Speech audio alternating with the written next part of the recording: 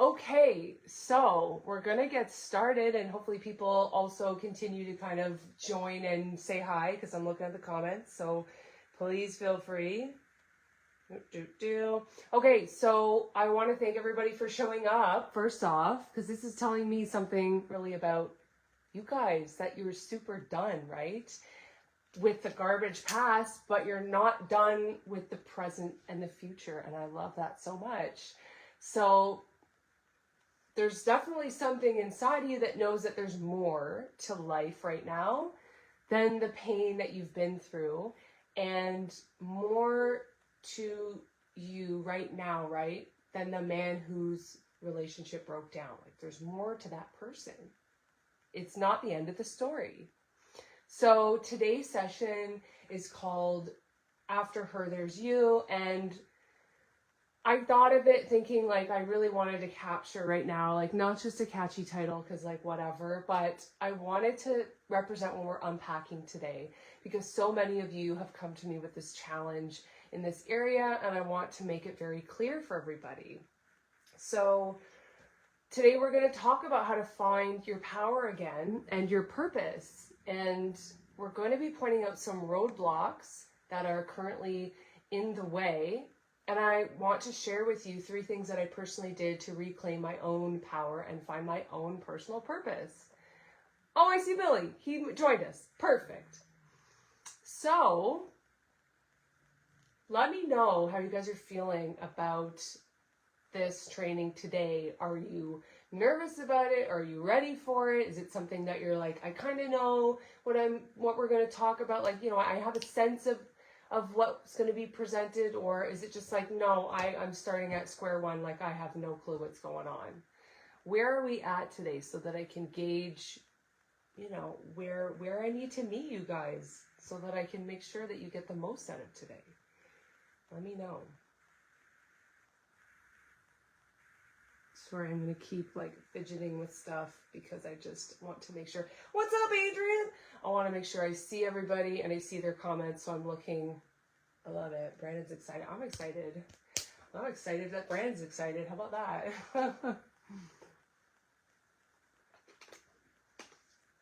All right. Perfect. Good. Billy's looking for more clarity. I'm ready for you. You're going to get more clarity. I'm really hoping. I don't hope. I know. Because trust me, I was writing it all out, and I'm like, wow, this is so great. So I was reminding myself of some things actually when I was putting together the training. So it's going to be really good. So we're going to start off with why we lost our power and our purpose in the first place. I think it's really important to understand fully what we're talking about. So toxic relationships is one thing that connects us all in this training today. And we have all experienced it, how it erodes us, you know, slowly over time and in a very subtle manner that makes you wake up after it's ended and not recognize yourself anymore, right? It's chipped away at our sense of self and what we thought we were capable of. It demolished our self-trust and left us unable to depend on our gut instincts, right? Like, is this hitting anybody? Is it just me, or has anybody else looked in the mirror after that breakup and thought like, who the hell is that anymore? I don't know who this person is. How did they get so sad looking or so lost or withdrawn, lonely, depleted, fearful, like you name it, right? Is it just me that had that mirror moment and definitely had some questions for that person in the mirror? We're actually going to explore that a little bit too. Okay, because like, why does that happen? We need to understand that. How do we get from a point of becoming such a shell of who we are? Does anyone have an idea? Does anyone have any theories that they've come up with? I actually, while you guys are putting anything in the chat that comes to mind, I worked with a client named Mike, and by the time he came to me, he had just ended a 5-year relationship, and she was constantly criticizing him, but in a subtle way, right? And it was relentless, though. So he started second guessing every decision, even the small ones, unfortunately. And he used to play music and lift weights, and what else did he say? I think he used to hike every weekend, but by the end of his relationship, he like barely left his house, and he said to me, I don't even know what I like anymore, Elena, which was bananas, right? So coming back to that, like, why does this happen to us? And Alex brought up a really good point, psychological abuse. I mean, yeah, there's so many different things that come into play with that. So it's definitely something that will impact us significantly. I'm going to use Mike's story just to kind of represent a little bit more about why that does happen to us. So he didn't just wake up one day and feel lost, right? It happened slowly over time. And every time he got criticized and didn't speak up, every single time that he avoided an argument by maybe swallowing what he really felt, and every time he let her needs come before his own, he thought that he was keeping his peace. However, what he really was doing at the end of the day was abandoning himself. And Mike just didn't stop hiking or playing music because he got too busy. He stopped because over time, he started believing that it was not worth it. And ultimately that he wasn't worth it. It's not because she told him that directly, but more so because of the relationship trained him to shrink. So the hard truth that Mike ultimately had to face was that it was not just her voice in his head that broke him down, but that it was also his own silence, unfortunately. And that is what is happening in a toxic relationships, whether it's mine or yours or everybody's. Those experiences do not just steal from you, they convince you to hand yourself over. And so ultimately, piece by piece, Mike gave up who he was trying to be and who he was ultimately so that he could hold on to a relationship that was already slipping. By the end of all of that for him, he didn't just lose his relationship, he lost himself as well. So that was really heartbreaking story to learn and talk with somebody and have them share that with me. And he told me, he said, I don't even know what I like anymore. And then I looked at him and I said, good, because that means that we can get to find out together. Ultimately, Mike and every other man in this room needs to hear and know that we don't lose our power. We just gave it up when we tried to survive. And if we gave it away, logically, we can take it back, which is kind of the power move in that. I mean, it makes it a little bit easier for us to swallow that pill. Let's just say that. So can anyone else see themselves in Mike's story? You know, maybe it's not in the exact details, but the feeling of slowly disappearing as you kind of move through time in that relationship and even afterward, of looking in the mirror and seeing a man who used to be like full of drive and fire and wondering like, where did he go? What the hell? So yeah, we're going to go there for a second because this is a really key thing. I'm starting it off in the beginning of the training so that we can really use this moving forward. So what is your version of Mike playing music, going to the gym, hiking every weekend?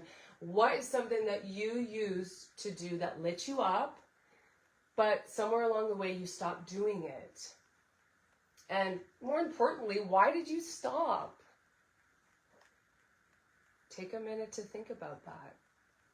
You can type it in the chat, you can say it out loud to yourself. And this step is like extremely super essential today if you want to play full out in this training, guys, because we're going to come back around to the answer later and really look at it from a different perspective.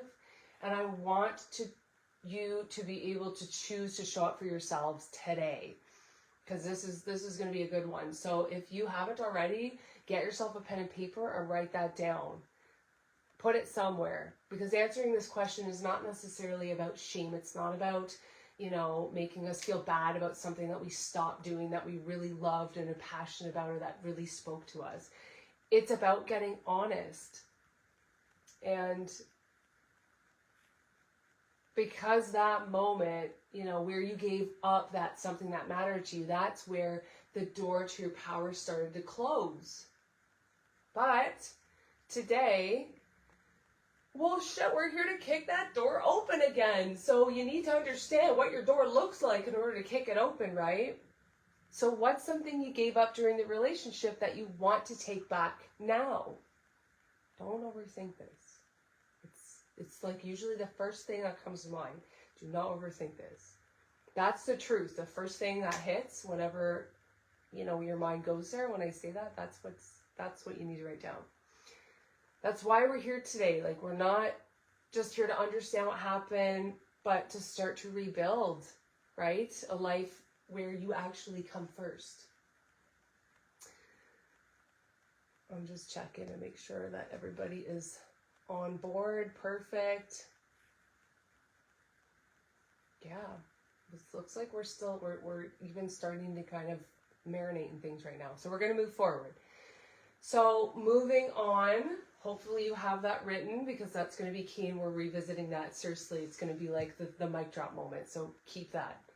So now that we recognize something big, that we didn't just necessarily lose our power and purpose, but rather we were trying to survive, and so we chose to give it up slowly and quietly, trying to keep a relationship alive that was already draining us, right? There's no shame in that. There's a lot of people that do that. It means that you care, okay? And now that it's over, some of us might be thinking, like, I want it back. I'm ready to feel like myself again. I want to relight that fire. Let's go. But here's the next question that always shows up, right? It's like, why does it still feel so hard to move forward? So we're going to get into that, because we can't move forward if we don't understand what's holding us back. And the truth is, after every relationship ends, we're still carrying what is left behind. That's what happens. Things that stand in the way. Fortunately and unfortunately, right? I mean, like, it's a challenge. It's something that's going to challenge us to grow, but it's exhausting that it's there. There's things that block us from reclaiming our voice, our direction, and our fire. So what do you think these roadblocks are? Like, you guys have experience living life after these kinds of experiences, and so do I. What kind of roadblocks do you think this is going to be? What kind of things are we still carrying that could stand between us and the life that we want to rebuild? There's so many that I can think of. Drop your thoughts in the chat. Let's start calling this crap out together.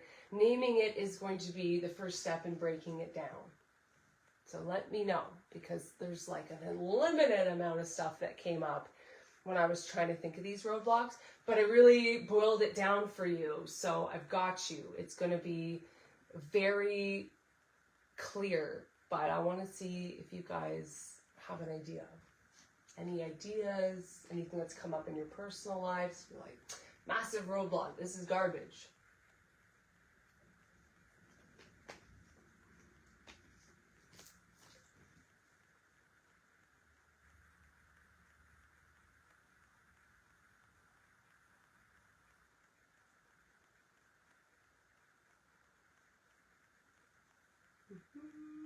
Oops.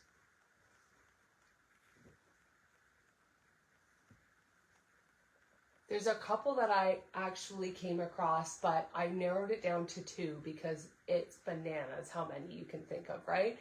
But I want to use Mike's story here to explain these, because Even in your if your details are different, I think that this is definitely going to be, his experience will be able to hit home. So the first roadblock that Mike experienced, what, did I spell that right? I did. So it was guilt. It showed up for him in the moment that the relationship ended, and he told me, I feel like I should have known better. I ignored so many red flags. And he blamed himself for staying too long, as we all do, and not standing up for himself sooner. And that's basically what guilt does, right? It sounds like, I should have seen the red flags. I should have walked away sooner. I should have been stronger. And guilt basically keeps us locked in the past. It convinces us that the best thing that we can do now is suffer for what we did not do back then. And the truth is, guilt isn't meant to punish you, it's meant to guide you. Right? As long as you're stuck punishing yourself, you're not rebuilding anything. So it leaves you reliving the same story. So that's roadblock number 1. That was a really big one in Mike's story. Brandon says, having to leave someone you loved for peace and realizing they didn't. Yeah, that's challenging, 100%. And that causes a crap ton of guilt within us. And it also causes a lot of the next one, which is going to be similar to guilt. And maybe a lot of people don't realize that there actually is a stark difference between these two. So the second roadblock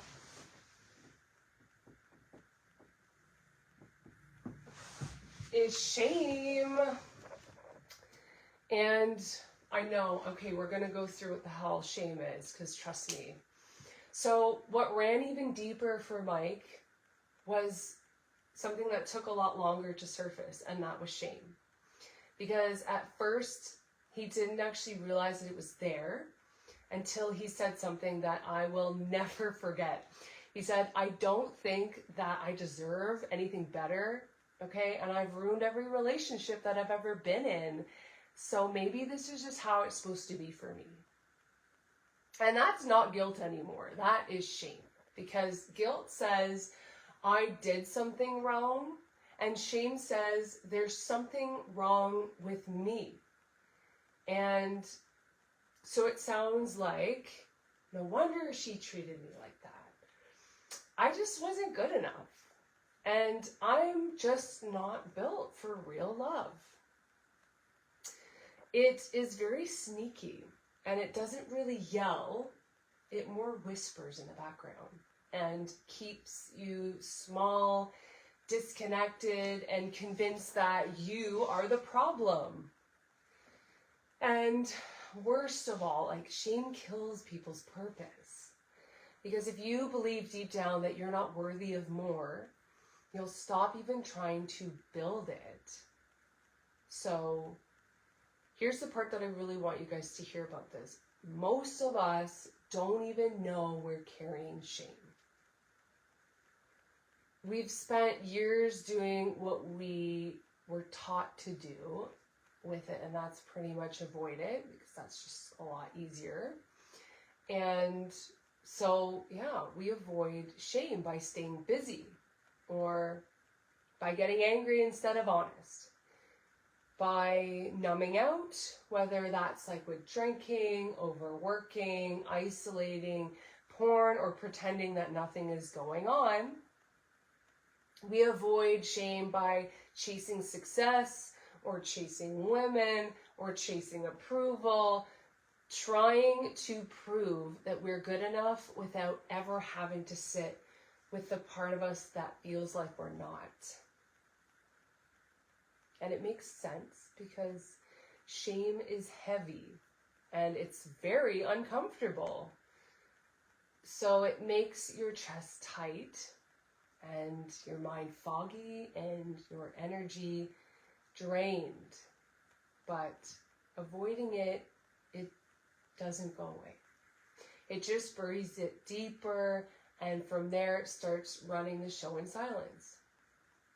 So let me ask you guys this. Can you see how this might be playing out in your own story?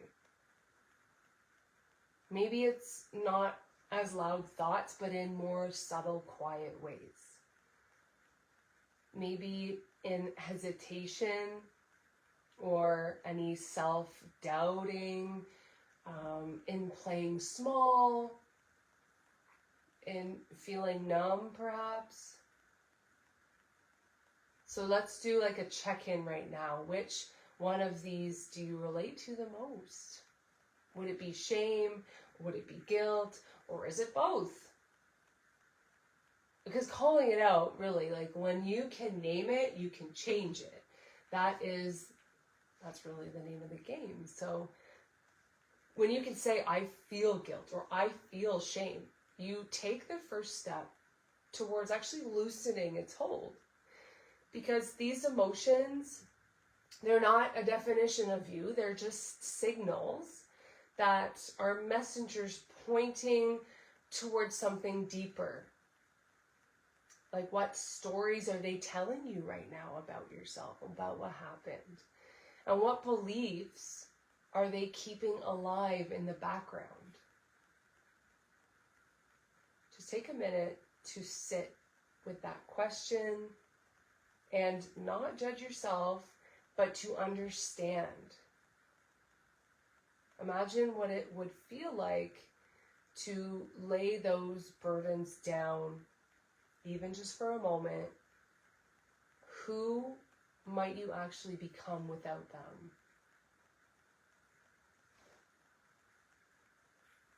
That is what I want you to take in. Is that both guilt and shame are not signs that we're broken.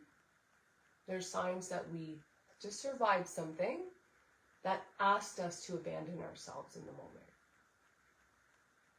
But you're here now, and that means something significant.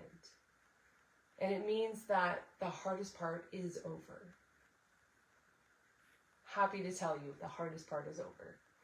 So, how are you guys doing? Does this make sense? Tell me in the chat, give me a thumbs up or drop a yup, just to make sure that this is really like clicking in your head for you, that this is like stirring up some good stuff.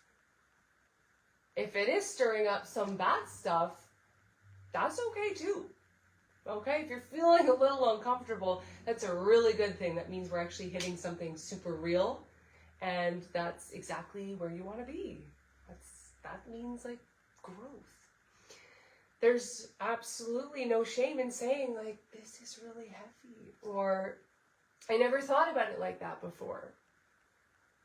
If anything, that is the work, being able to acknowledge those feelings and those things happening.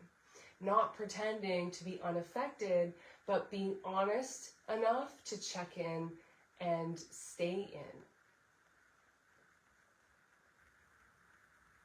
Perfect. We're getting some people on board and definitely understanding where we're heading. I love it. That's fantastic.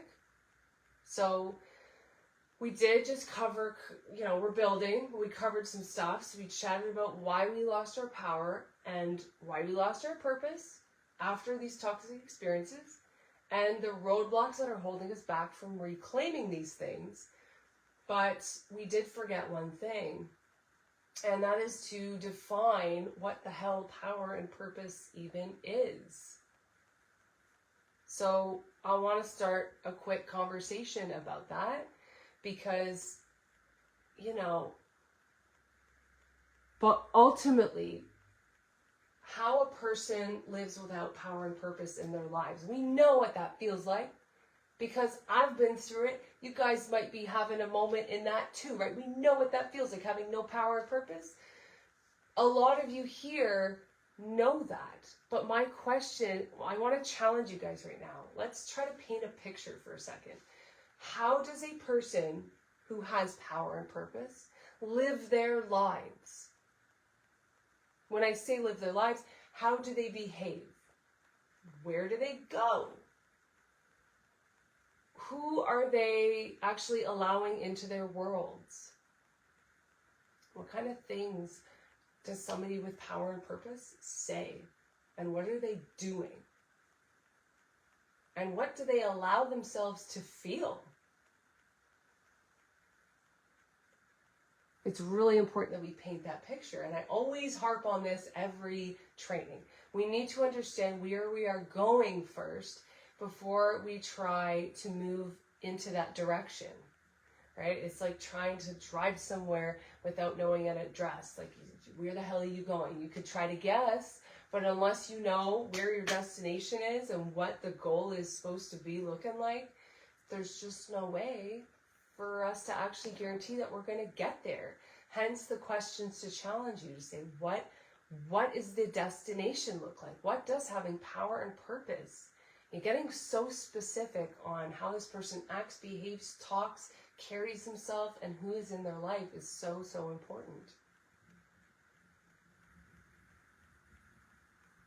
I was actually recently listening to a book and I came across a quote that I wanted to share. And so it goes like this. It's true power comes from when you're willing to be seen, actually really seen, even when there's no guarantee of how people will respond. And that hit me pretty hard because power is not about controlling others or always being on top. It really comes down to showing up for ourselves as our true selves, especially when it's extremely uncomfortable, right? And it's being honest even when it's really hard, standing our ground even when we're uncertain. It's not really about having all the answers. It's just about having the courage to face yourself and keep going. Right? If anybody disagrees, let me know. We'll start a good conversation about it. So purpose. Let's talk about that for a second. It's not necessarily your job title or your relationship status or how useful you are to others, right? It's not your purpose. Your purpose is what lights you up inside. It's the thing that gives you a direction in life. It's something that matters to you, that not just what's expected of you. And no one can decide this for you, guys. You're going to find it by paying attention to what makes you feel real and driven and alive. So these two things do have one commonality, power and purpose. And I think it's pretty important for us to actually talk about that. They actually both require us to stop doing a performance and start actually being real. Ultimately, right, purpose asks you to dig deep right beneath that surface and get super honest about what's actually mattering to you in that moment. And power, oh my gosh, my cat, demands that you show up as that person even when it's messy, even when it's extremely uncomfortable. And let me reiterate, do not chase these things. We don't chase them. We build them. Power and purpose. You rebuild these by being honest, by staying completely true to yourself, and choosing what feels right over what looks good.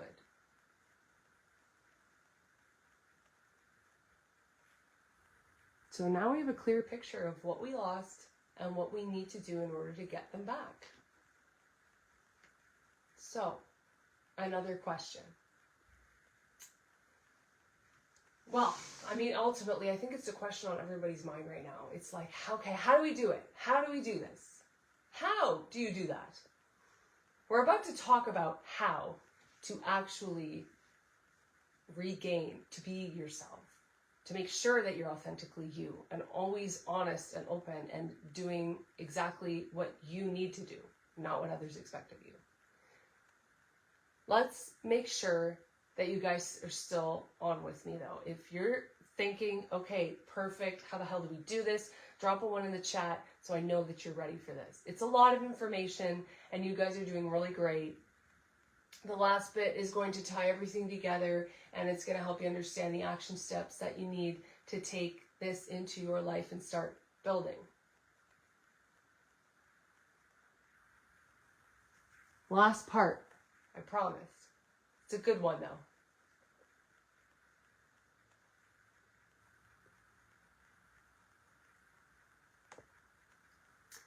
All right. Yeah, Billy, don't chase it, build it. Absolutely. We're not chasing nothing. It's all about rebuilding because it starts from within. You don't have to chase something that's inside. It's already there. You just got to recognize that it's there and then use the tools to actually rebuild, which is the beauty of it. Okay, I see people ready, so I love it. So now we know that real power isn't all that garbage that we talk about. We know what it's not, right? And we know what true purpose looks like. So we've called out the truth, which is that most of us have lost touch with both. And that's fine. It's okay. There's nothing wrong with that. So when I asked you earlier, what's something that you used to do that lit you up, but somewhere along the way, you stopped doing it? That question was not necessarily just to reflect and feel good about. It was a stark reminder that you haven't lost your fire. And you've just stopped feeding it, really. So how do we get that purpose and that power back? I'm going to share with you what I did, at least. It's really about rebuilding them one step at a time, one small step at a time. And so I'm going to give you like my 3 ways that I did that. So I think I need to like sit over here so you can see the side of my board. Okay, I hope that works better. So number 1, I stopped actually performing and I started, oh my God, what do I have written here?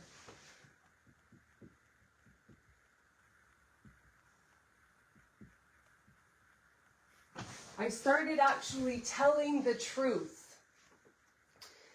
So what does that mean, right? What the hell does that mean? There was a time I thought I had to keep it all together, as we all probably felt, right? To be the strong one, to act like nothing got to me, even when I did everything. And I was just trying to hold it all in. As we all do, right? As we think is right. It wore me down significantly. And that version of strength just kept me stuck and angry and exhausted and disconnected. So what actually did help was getting brutally honest with myself first. I mean, other people helps, but yourself, you have to start with yourself. So in the beginning, that looked like facing some really hard truths. And there's so many truths, but ultimately, I think the big one that I had to face was that I let someone into my life that did not respect me. And in that process, I stopped respecting myself. And that I was not okay, but I kept pretending that I was to everybody, even myself. I felt guilty for what I tolerated and for not speaking up sooner. And yeah, I definitely blamed them for a lot of things that happened. I blamed other people. I blamed my ex. Deep down, I needed to take ownership. So that's when I started feeling my power again, was when I was able to admit these things to myself and speak the truth to myself. And I didn't play the I'm fine card, right?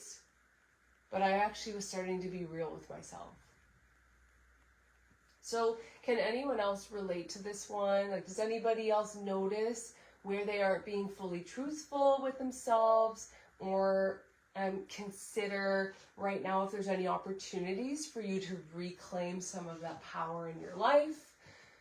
Because really, I mean, it isn't going to be reclaimed just by hoping for it. Unfortunately, I've tried that, doesn't work.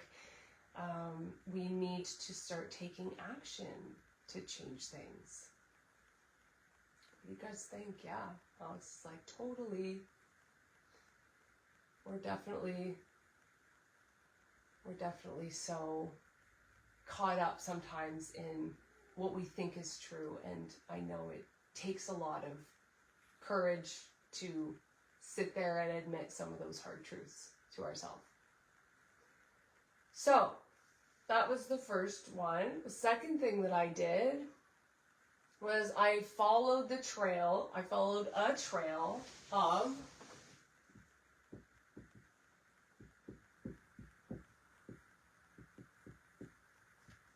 of what lit me up. And notice that that vocabulary is similar to the question that I asked you earlier about what did you stop doing that lit you up. So at one point I realized I had stopped doing the things that used to make me feel the most alive. And it's not because I stopped loving them. It's just because I was carrying too much pressure and shame and responsibility and crap. So I chose one thing, and just one, because let's start small, people. I brought it back into my life, and for me that was baking. So I didn't plan to make 10 cakes the next day, okay? I started super small. I returned to a recipe that I already knew that was really simple and really quick, and I did it. And when I did it, I reminded myself of who I was. It wasn't necessarily about restarting a hobby. It was about reconnecting with my purpose, with something that brought me my spark back, that brought out the best of me when I was doing it, and where I felt the most passionate. So I ask you guys again, what is one thing that you used to do that lit you up, and how do you think you can reintroduce it back into your life, even if it's for 10 minutes a week or something super manageable? How can you start doing that for yourself and reintroducing to yourself you? Think about that.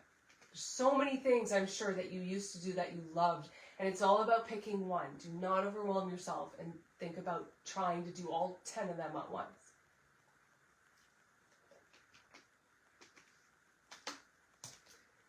Okay. And the last one, I chose something over approval, and that was, did I miss an E? I missed, that's okay, it's misspelled, but whatever. I chose alignment over approval. And so I used to put so much energy into doing what I thought would make everybody else happy, and that left me completely drained and empty, which is not a life to live. So I started choosing what felt right to me. And even if I was uncomfortable with that, even if not everybody understood, I just still continued to start to do that. And plain and simple, this was me listening to my gut again, really asking myself, what do I feel is right? And what do I really want to do right now? Trying my best to take into account my internal instincts and really feel beyond that fear, beyond the shame and the guilt and the anger and the loneliness. Like I had to dig, but it was in there all along this whole time. We have an internal compass that we ignore, but it tells us this is not a good idea, or like, oh, that's bad. We don't want to do that. So every time I dug past all that crap and really got in tune with what my gut instinct was telling me, what I really wanted, I came back to myself.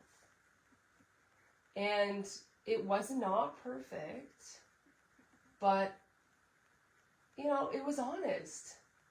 And it was with myself. And that's really at the end what brought my power back.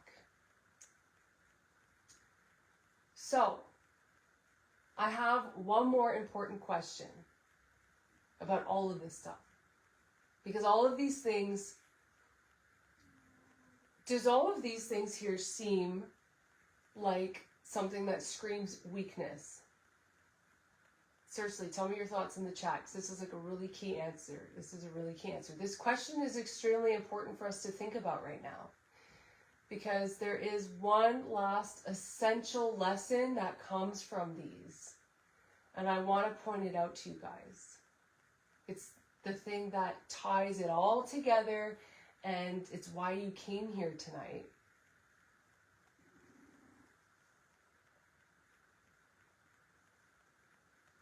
What do you guys think? Is this something that a weak person does? Like, okay, I know I was telling my own experience, but you can tell me your honest thoughts. Is doing these things something that is deemed as like, that's pretty easy and like anyone can do it? And like, you know, does it seem like the kind of thing that makes a person weak and kind of like hopeless and not really going anywhere?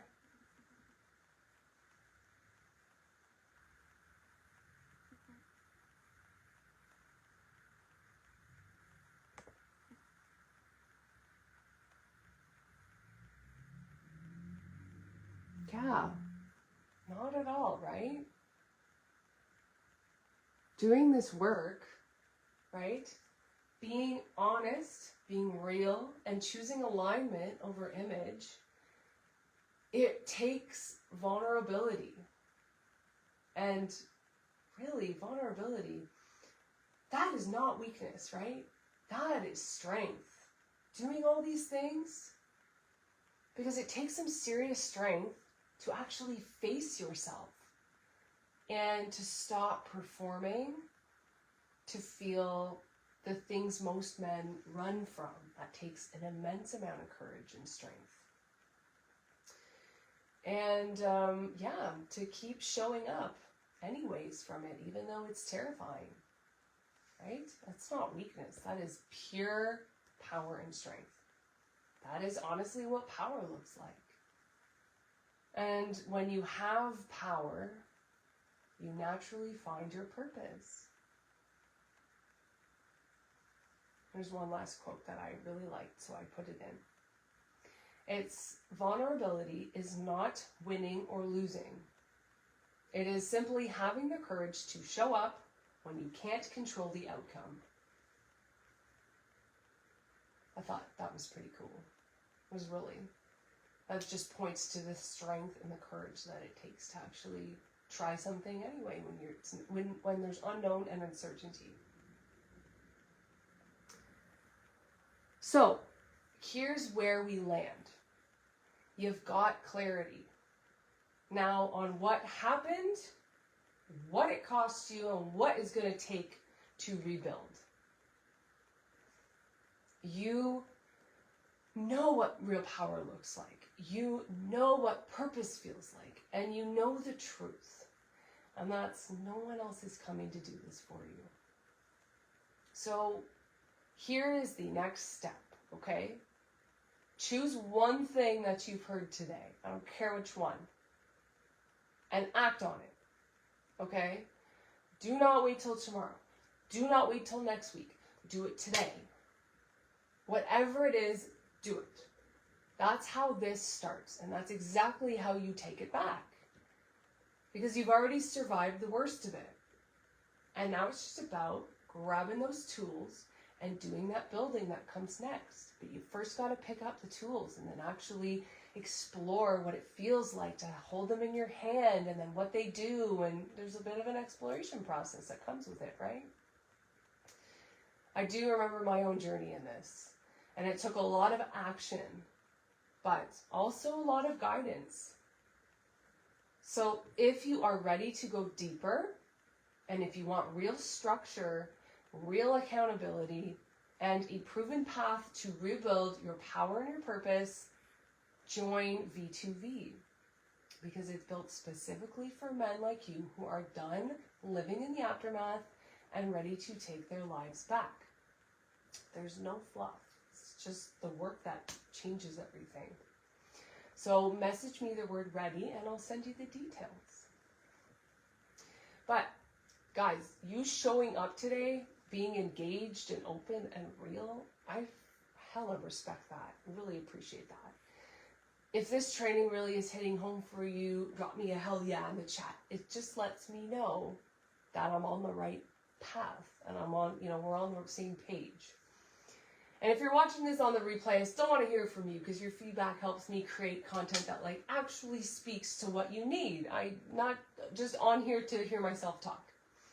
So I really appreciate your time and your focus and your energy, okay? So you guys have an awesome rest of your weekend, and I'm going to see you in the next one, okay? And always, my DMs are open if anybody ever needs something, okay? I need to walk around to turn this off, so.